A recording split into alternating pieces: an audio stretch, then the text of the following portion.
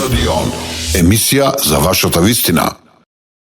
Бандеролите ќе има контрола, ќе се знае кој го донел. Мислите бандероли како што има на цигарите и на алкохолот, така? Имаше бандероли. Еве, јас тогаш ја донес, јас ја лично купив, како што велите века, и ја купив целата опрема да се стават бандерола. Лекот кој е увезен, кој број има, кој го прима. Што значи дека сите кои доаѓаат, тоа знаете зашто го избегат? За да има рекет, за да има крадење, простор за крадење. И нема контрола над парите дека одат. Неки извини директорот, ја ќе го почитувам него, ако со првиот ќе ни рече луѓе, дајте ние да донесем бандеролата. Со бандеролата се точно што вели има залиси, има лоша терапија, лоши цени, неконтролирани цени.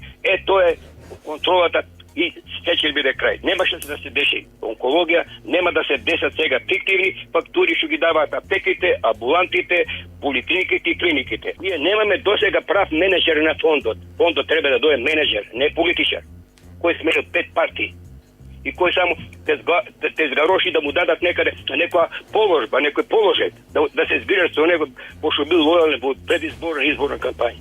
Тамо треба менеджер. Менеджерите не се надвор од политиката.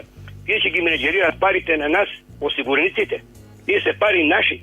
И уште едно, по кој основ Министерството за здравство и фондот ќе бираат која апотека да работи со фондот. И плюс тоа му зимаат 1000, го рекетираат 1000 евра месечно. Па тоа е големоот трошокот на лековите. Ниеден досега подхитно да зема, тоа е мој предлог, да пациентот со своите пари само одлучи дека ќе купува. Јас со моите пари одлучувам во која само постава ќе го земам млекото, во која ќе го земам млекото, кај ќе го сервисирам моето ауто со моите пари. Тие се пари наши, господини директор на осигурениците. Не се ваши. Тие што таму менеджерирате.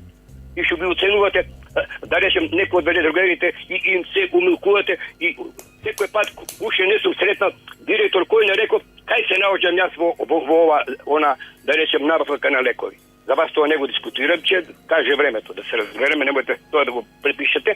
Повеќе кај мен порака да не се, така да кажем, придружите на таа елита која е многу позната, по нивните гапови, по нивните, да кажем, набавки, тендери и така натаму. Стадион. Емисија за вашата вистина.